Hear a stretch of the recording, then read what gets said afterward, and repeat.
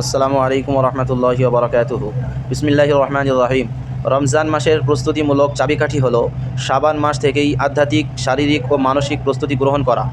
এর মধ্যে অন্যতম হলো আন্তরিক তওবা, রমজানের ফজিলত ও মাসআলা জানা, নফল রোজা ও কোরআন তেলাওয়াত বৃদ্ধি করা এবং আগের কাজা রোজা আদায় করা। সুস্থতার সাথে রমজান মাস পাওয়ার জন্য আল্লাহর কাছে দোয়া করা এবং পরিবারসহ রমজানের পরিকল্পনায় অভ্যস্ত হওয়া জরুরি। রোজার প্রস্তুতি নির্দেশিকা। আধ্যাত্মিক প্রস্তুতি।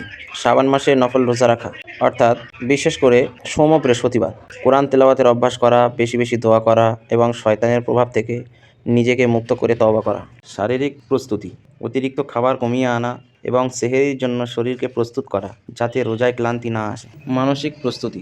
রমজান মাসের জন্য একটি রুটিন তৈরি করা, অর্থাৎ তাকওয়া অর্জন, তারাবি, কোরআন তেলাওয়াত, সময় অপচয়কারী কাজগুলো অর্থাৎ সোশ্যাল মিডিয়া ও বিনোদন কমিয়ে দেওয়া।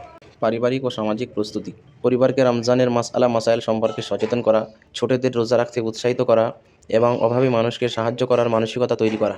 কাজা, রোজা ও ফিকহ জ্ঞান।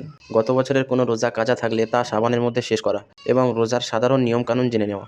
এছাড়াও সেহরি ইফতারের জন্য পুষ্টিকর খাবার পরিকল্পনা করা যা দীর্ঘক্ষণ শক্তি যোগাতে সাহায্য করবে।